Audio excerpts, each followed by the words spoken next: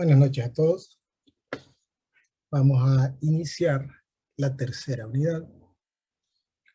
El primer tema de esta unidad es el de elasticidad de la demanda. Algunos de ustedes, los que llevaron, aunque todos debieron haber llevado principios de economía antes de llevar esta clase, están familiarizados con el tema. Al menos en la parte teórica. En este curso vamos a tratar de enseñarles cómo calcular la elasticidad de la demanda. Este término P sobre X por la derivada de X con respecto a P, que se representa por esta letra griega, representa un cambio porcentual en la demanda dividido entre un cambio porcentual en el precio. Recuerden que la cantidad demandada varía de acuerdo a las variaciones en el precio. Es decir, esta es la razón del cambio porcentual en la demanda debido a un cambio porcentual en el precio. Es decir, esto mide la sensibilidad que tiene la demanda en relación a las variaciones en el precio. Entonces, tenemos dos formas de calcular la elasticidad y eso dependerá de los datos que nosotros tenemos para calcular la elasticidad. Una de las fórmulas es dividiendo la variación porcentual en la cantidad demandada entre la variación porcentual en el precio. La otra forma de determinarla es dividiendo el precio entre la cantidad y multiplicando por la derivada de la demanda. Bien, dependiendo de el valor del resultado de aplicar esta ecuación de elasticidad, vamos a tener las siguientes definiciones. Es decir, dependiendo del resultado de la elasticidad, vamos a tener las siguientes clasificaciones, de la elasticidad. Si el resultado de evaluar la ecuación de elasticidad nos da un número menor que -1, vamos a clasificar a la demanda como elástica.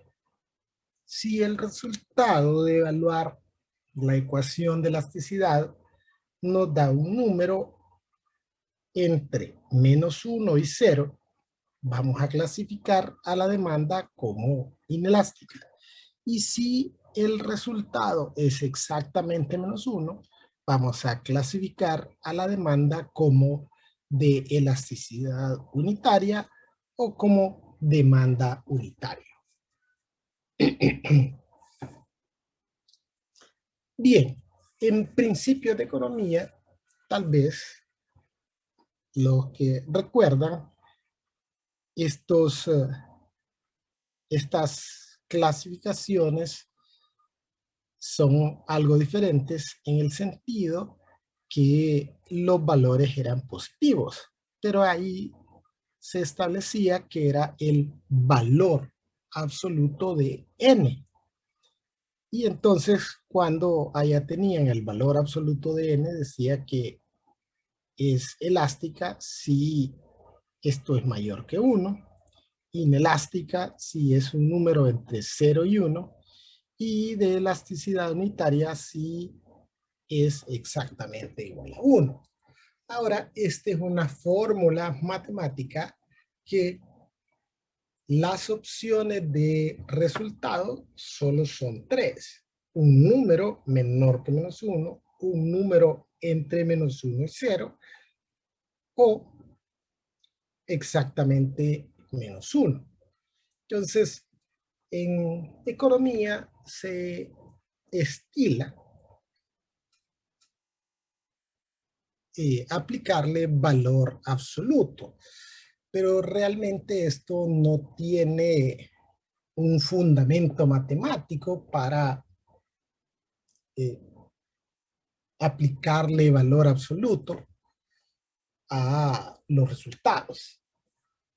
En este curso vamos a emplear estas definiciones, porque obviamente ese es el resultado de la fórmula matemática. Bien, los ingresos de los comerciantes se ven afectados por la demanda y de acuerdo al tipo de elasticidad, el ingreso se va a ver afectado de la siguiente forma. Si la demanda es elástica, entre más unidades se venden, el ingreso total del comerciante aumenta. Además, si el precio disminuye, el ingreso total aumenta, y si el precio aumenta, entonces el ingreso total disminuye. Esto es redundante, puesto que sabemos que si el precio disminuye, las unidades vendidas se van a incrementar y por ende el ingreso total aumenta. Y si el precio aumenta, la cantidad demandada disminuye y entonces el ingreso total disminuiría. Ahora bien, esto tiende a hacer sentido para nosotros, puesto que básicamente esto aplica a bienes que tienen lo que se conoce como un bien sustituto, puesto que sucede cuando un bien que tiene bien sustituto incrementa su precio. Entonces la cantidad demandada de ese bien va a disminuir en favor del bien sustituto que tiene menor precio. Y pasaría lo contrario si el precio disminuye en relación al bien sustituto. Ahora bien, miren lo que se establece si la demanda es inelástica. Si la demanda es inelástica, entre más unidades se vendan, el ingreso total del comerciante disminuye. Además, si el precio disminuye, es decir, recuerde que si el precio disminuye, la cantidad demandada va a aumentar. Entonces, entre más unidades se vendan, el ingreso total disminuye. Y si el precio aumenta, entonces el ingreso total aumenta. Y usted debe estar consciente que si el precio aumenta, la cantidad demandada disminuirá. Esto por efecto de la ley de la demanda. Ahora bien, ¿por qué sucede este efecto que parece ser contrario a lo que nosotros entendemos que debería de suceder? Y la respuesta es que esto aplica usualmente a bienes que no tienen un bien sustituto. Adicionalmente a esto, son bienes que son necesarios. Y el ejemplo clásico de este tipo de bien es el petróleo. El petróleo no tiene un bien sustituto, es decir, no hay un bien que pueda sustituir enteramente la demanda que hay sobre el petróleo. Hay algunas alternativas como eh, los biodiesel etanol, ¿verdad? Algún tipo de combustibles renovables, y en el caso de la energía, hay energía solar, energía eólica, pero no en las cantidades suficientes para sustituir esa demanda que hay sobre el petróleo. El petróleo no solamente se utiliza para el transporte, ¿no? Para ponerle combustible a nuestro vehículo. Gran cantidad o la mayor parte del consumo de petróleo se utiliza en la generación de energía. Entonces, como no hay un bien que sustituya enteramente al petróleo, entonces este bien tiene una demanda inelástica porque reacciona muy poco a las variaciones en el precio. Es decir, la sensibilidad que tiene a las variaciones en el precio son bien pocas. Es decir, cuando el precio del petróleo incrementa, las cantidades demandadas o la proporción de cantidad demandada que disminuye es bien pequeña en relación al incremento en el precio. Es decir, el precio es de mayor proporción a la cantidad que disminuye la demanda, por ende, el ingreso aumenta cuando el precio aumenta. Y también esas proporciones de disminución en el precio, ¿verdad? No hacen que la cantidad demandada incremente grandemente.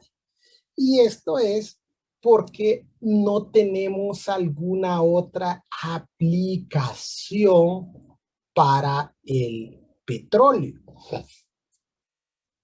Es decir, no porque el precio del galón de combustible el día de hoy, hipotéticamente, fuese más barato que el galón de agua, es que ahora vamos a utilizar en vez de agua combustible. Entonces, el combustible tiene únicamente esas aplicaciones, no hay más en lo que podamos utilizar. Entonces, eso va a provocar que la demanda sea, digamos, un tanto estable, con variaciones muy pequeñas. Entonces, por esa razón, cuando el precio aumenta, el ingreso total aumenta, y cuando el precio disminuye, el ingreso total disminuye. Y para la demanda de elasticidad unitaria o la demanda unitaria, un incremento o disminución tanto en precio como en la cantidad demandada no modificarían el ingreso. Bien, esto es haciendo un poquito de memoria en lo que se refiere a la parte teórica de la elasticidad de la demanda. Ahora bien, vamos nosotros ahora a ver algunas consideraciones que tenemos que tener presentes para hacer el cálculo de la elasticidad. En los temas anteriores hemos establecido a X como la variable independiente. Y la variable independiente mide o representa unidades a producir o vender de bienes materiales y servicios. Y en el caso de la variable Y, la hemos representado como la variable dependiente. Y esta mide o representa unidades monetarias.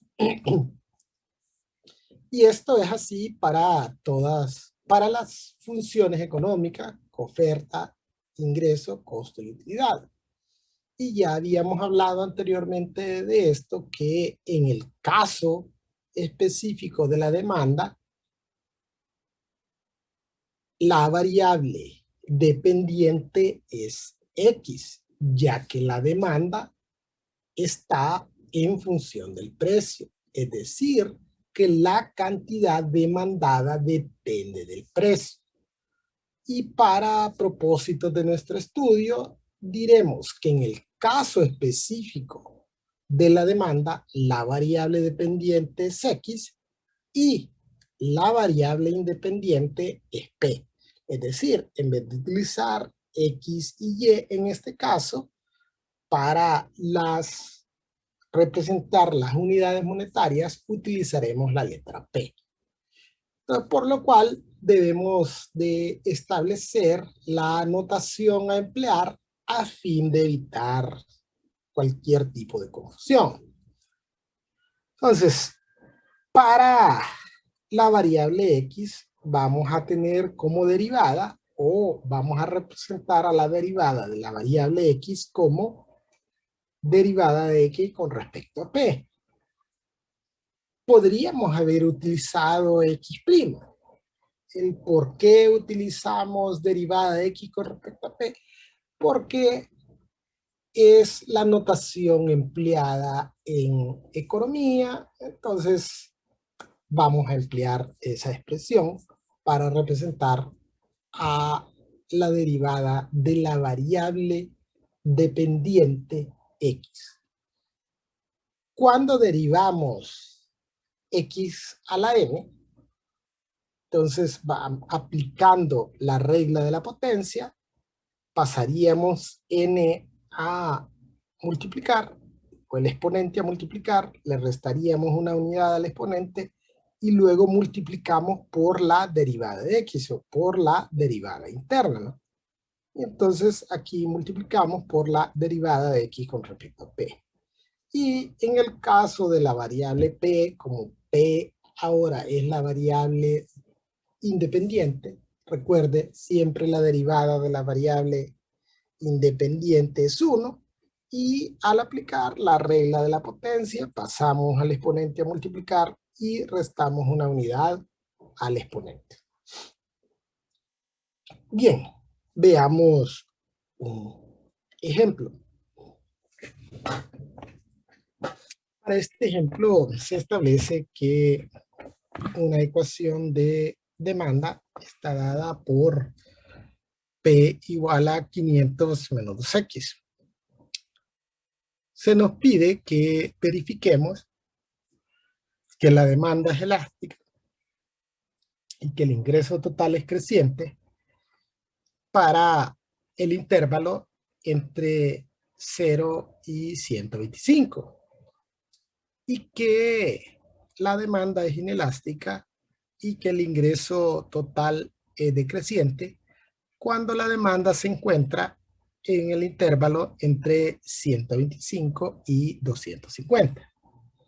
Bien, aquí me están pidiendo dos cosas: verificar elasticidad y luego verificar crecimiento y o decrecimiento del ingreso.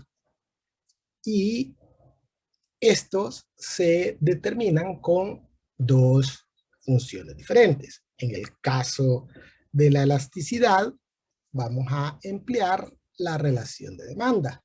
Y en el caso de el crecimiento o decrecimiento del ingreso, vamos a emplear la función de ingreso. Entonces, vamos primero a determinar la elasticidad de la demanda o a verificar la elasticidad de la demanda a esos diferentes niveles de demanda y luego vamos a verificar el crecimiento o decrecimiento de la función de ingreso. Bien, entonces vamos a determinar la elasticidad de la demanda.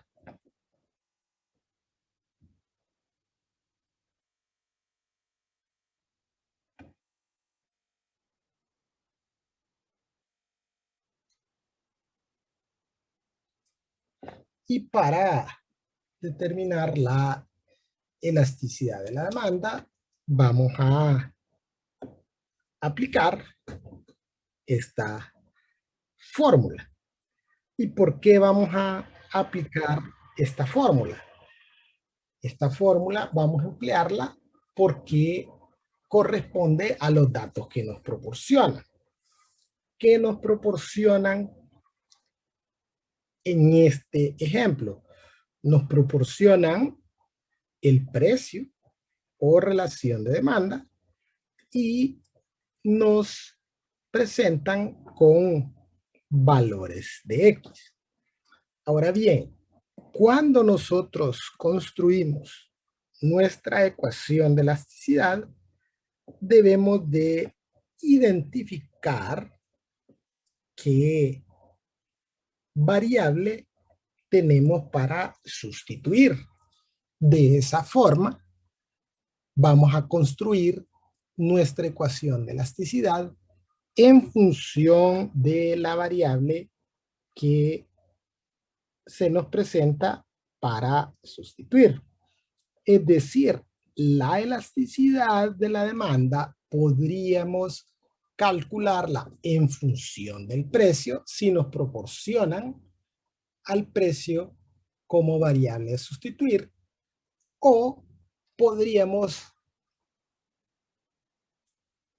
establecerla en función de X si X es la variable a sustituir.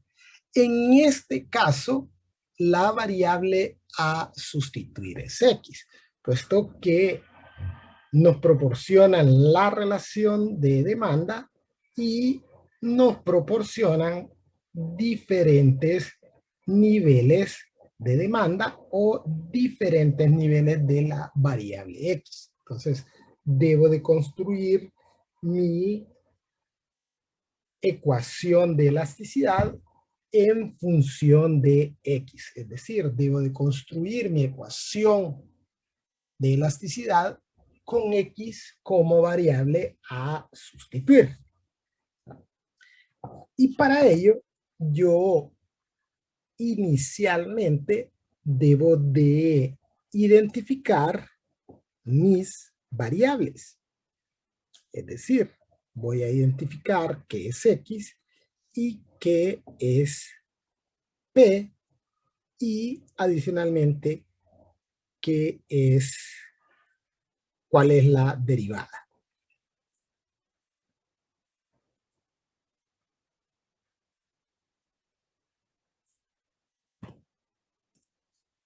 Si en este caso, como la variable a sustituir es X, debo dejar todo en función de X. En este caso, sabemos que P es igual a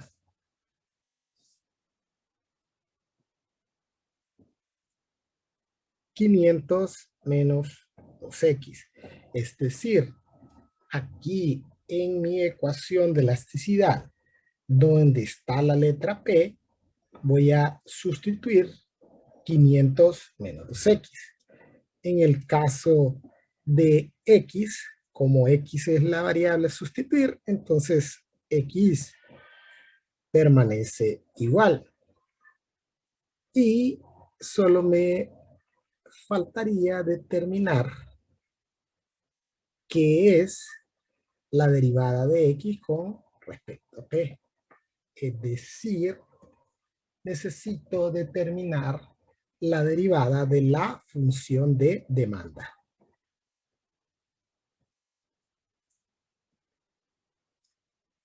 Y fíjese que es importante identificar las variables, puesto que habrán situaciones en las cuales podría ser conveniente, o por la forma en que se presentan los datos, tendríamos que construir nuestra ecuación de elasticidad en función de las dos variables. O sea, no es poco común que en ciertos ejercicios tengamos que construir nuestra función de elasticidad en función de las dos variables.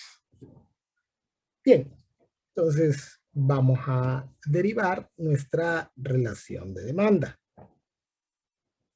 Esta relación de demanda es 500 menos 2x. Y vamos a derivar tal como lo hicimos cuando aplicamos el método de diferenciación implícita. Vamos a derivar ambos lados de la igualdad. La derivada de P es 1. La derivada de 500 es 0. Menos 2 es una constante que multiplica a una función. Entonces, copiamos la constante y multiplicamos por la derivada de la función. La derivada de x es derivada de x con respecto a p. Y tal como lo hicimos con la diferenciación implícita, al final vamos a despejar para derivada de x con respecto a p. El menos 2 en este caso pasaría al otro lado de la igualdad a dividir.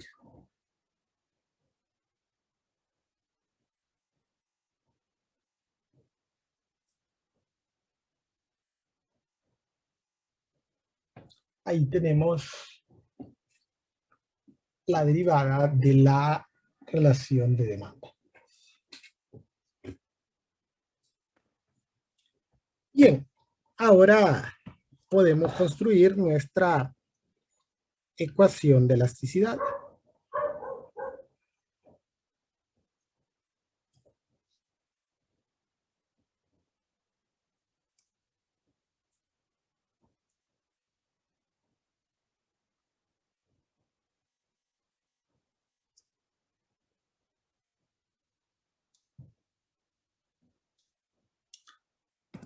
Y básicamente lo que vamos a hacer es aplicar esta fórmula con este dato.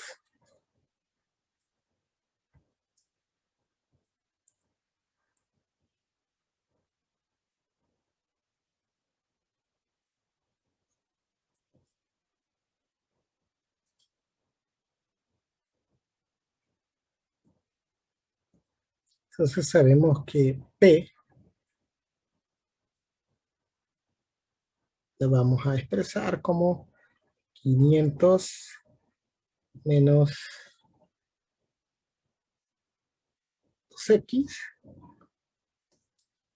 que x lo vamos a expresar como x, y que la derivada de la demanda es menos 1/2. realizamos esa operación, multiplicamos numerador con numerador, digamos que en el numerador tenemos menos 1 por 500 menos 2x, me daría como resultado 2x menos 500, solo les cambiaría el signo a los elementos en el numerador, y en el denominador multiplico a 2 por x y esto es 2x. Esto puede ser simplificado extrayendo factor común 2 en el numerador y simplificándolo o cancelándolo con el 2 del denominador. Esto nos daría como resultado x menos 250 sobre x.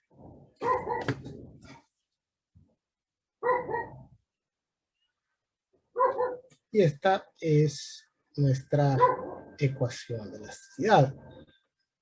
Ahora que ya contamos con nuestra ecuación de elasticidad, entonces estaríamos en capacidad de poder verificar que la función es elástica cuando la demanda se encuentra entre 0 y 125 e inelástica cuando se encuentra entre 125 y 250. Entonces, para cuando la demanda se encuentra entre 0 y 125.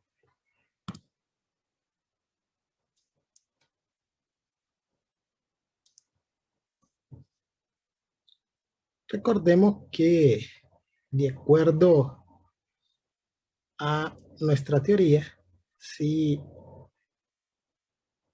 tenemos tres opciones posibles. Una, que el resultado sea menor que menos 1, en cuyo caso la demanda se clasificaría como elástica. La otra opción es que sea un número entre menos 1 y 0, en cuyo caso la demanda es inelástica. Y la última opción sería que el resultado fuese exactamente menos 1 y en ese caso la demanda se clasificaría como de elasticidad unitaria o como demanda unitaria. Vamos a evaluar un valor entre 0 y 125. Podríamos utilizar 100. Recuerde, no importa el valor, siempre y cuando sea un valor entre 0 y 125. 100 menos 250 es 150, negativo. Y negativo 150 entre 100, negativo 1.5. Y negativo 1.5 es un número menor que menos 1, por lo tanto, la demanda es elástica. Entonces, hemos corroborado o hemos verificado que la demanda es elástica en el intervalo entre 125 y 250. Ahora habría que verificar que la demanda es inelástica entre 125 y 250.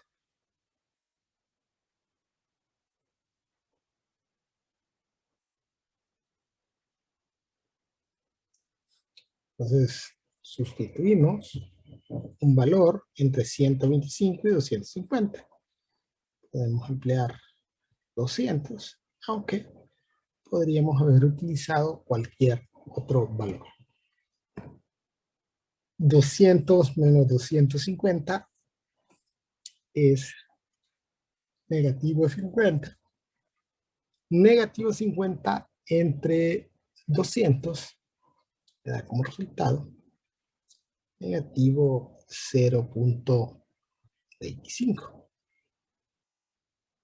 Es decir, un número que se encuentra entre menos 1 y 0. Entonces, en este caso, la demanda es inelástica. Entonces, ya hemos corroborado que la demanda es elástica entre 0 y 125 e inelástica entre 125 y 250. Bien, ahora vamos a verificar que el ingreso total es creciente en el intervalo entre 0 y 125 y decreciente en el intervalo entre 125 y 250. Y obviamente para ello necesitamos la función de ingreso.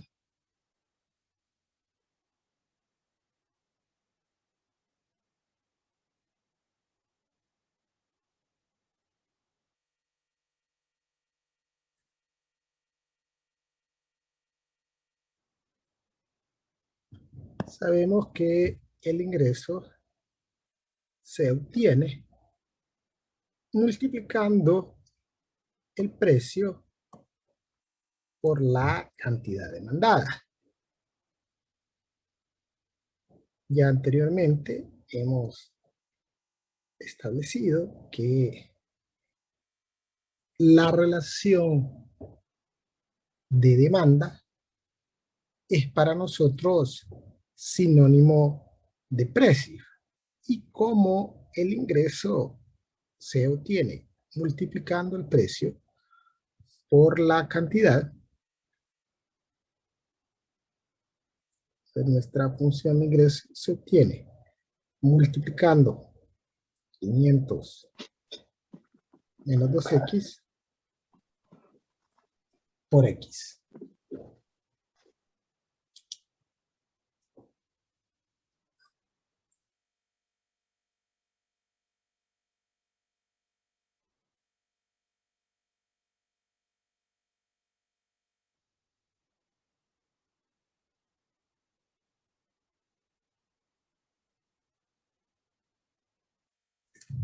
Bien, esa es nuestra función de ingreso. Ahora bien, ¿qué método vamos a emplear o qué herramienta vamos a emplear para determinar que el ingreso es creciente en el intervalo entre 0 y 125 y decreciente en el intervalo entre 125 y 250? Esto no debería de representar mayor problema para nosotros, puesto que acabamos de evaluarnos en la aplicación de la derivada en la construcción de gráficos. Y ahí hemos empleado los criterios de diferenciación para determinar crecimiento o decrecimiento de una función. Y entonces, básicamente, podemos utilizar dos formas. Una, empleando el criterio de la primera derivada. Y otro, empleando el criterio de la primera derivada combinado con el criterio de la segunda derivada. Entonces, ¿qué establece el criterio de la primera derivada? El criterio de la primera derivada establece que donde la primera derivada es positiva, la función es creciente, y donde la primera derivada es negativa, la función es decreciente. Y que los números críticos nos dividían la recta numérica en intervalos y que con valores contenidos dentro de esos intervalos íbamos a realizar pruebas en la derivada y dependiendo de el signo del resultado de estas pruebas íbamos a clasificar a la función como creciente o decreciente en estos intervalos. Entonces, para ello vamos a necesitar el número crítico.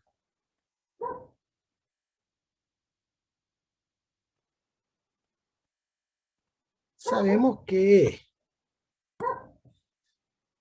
el número crítico es un valor o un número donde la primera derivada se hace cero o donde la primera derivada no existe.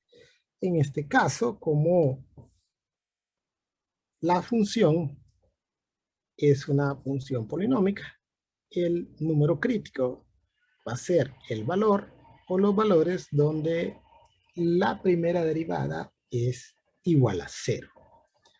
Entonces la primera derivada en este caso es 500 menos 4x. Igualamos a cero la primera derivada y luego resolvemos para x.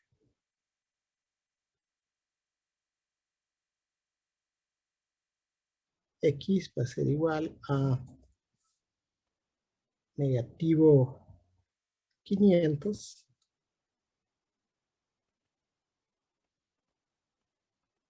entre negativo 4. Es decir que x es igual a 125.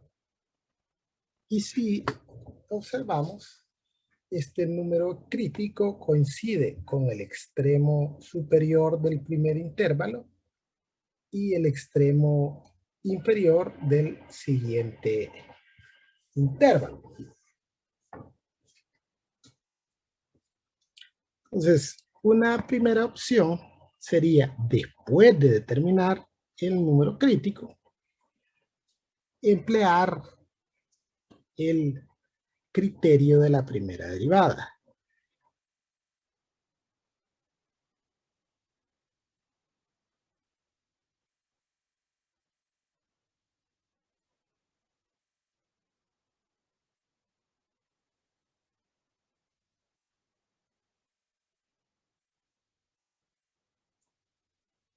¿Y en qué consiste el criterio de la primera derivada?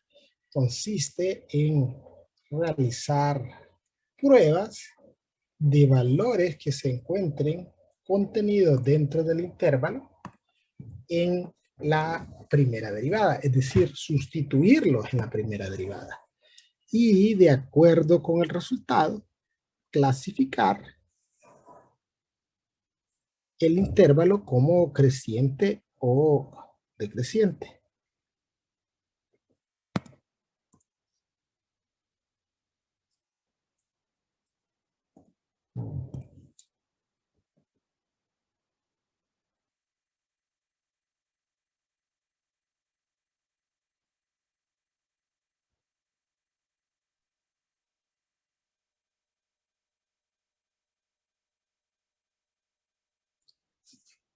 Entonces vamos a sustituir primero un valor entre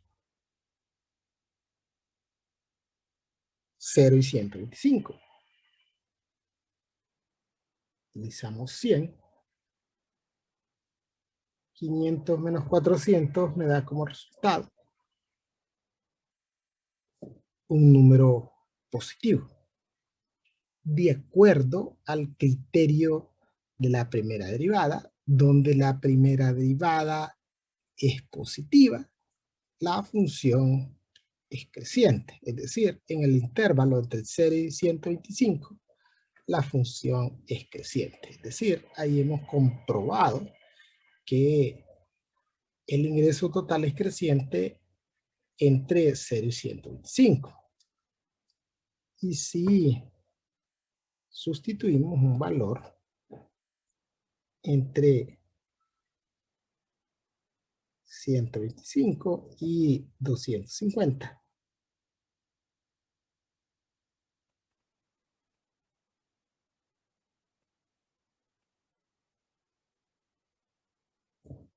Digamos 200. 500 menos 800 nos va a dar como resultado un número negativo. De acuerdo al criterio de la primera derivada, la función es decreciente en ese intervalo. Esto implica que en el número crítico 125 tenemos lo que nosotros conocemos como un punto máximo.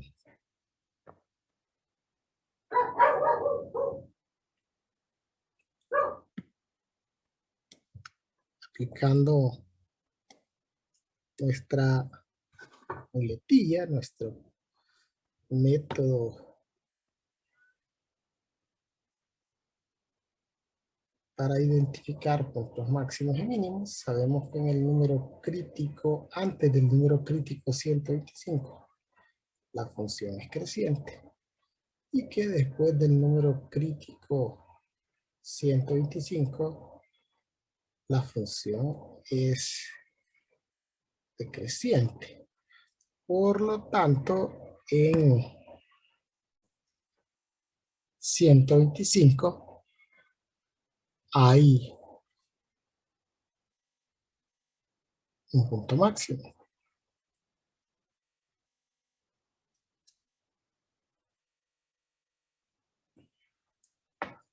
Puesto que antes de 125, la primera derivada es positiva, y después de 125, la primera derivada es negativa. Es decir, aquí la función es creciente y aquí es decreciente. Ahora bien, podríamos haber empleado el criterio, también el criterio de la segunda derivada. Una vez que hemos determinado el número crítico, este puede ser evaluado en la segunda derivada.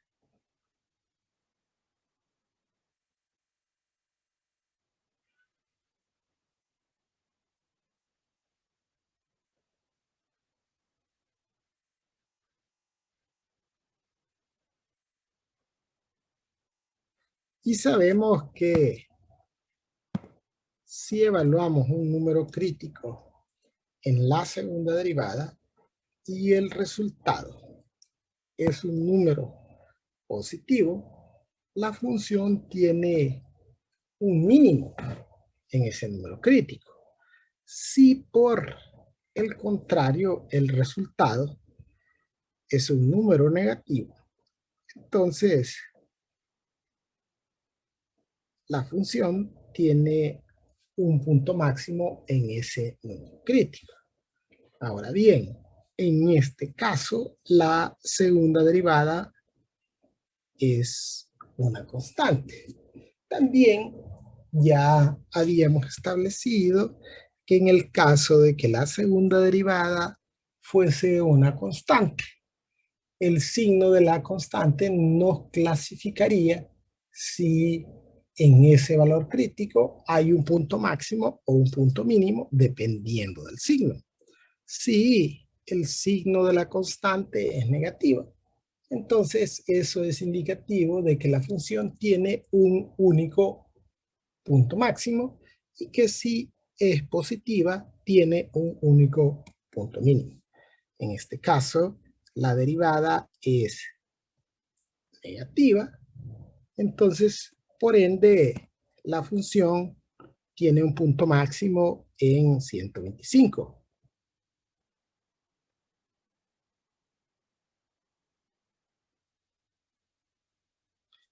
Ahora, ¿qué implica que la función tenga un punto máximo en 125? Entonces, nos remitimos a la definición de punto máximo.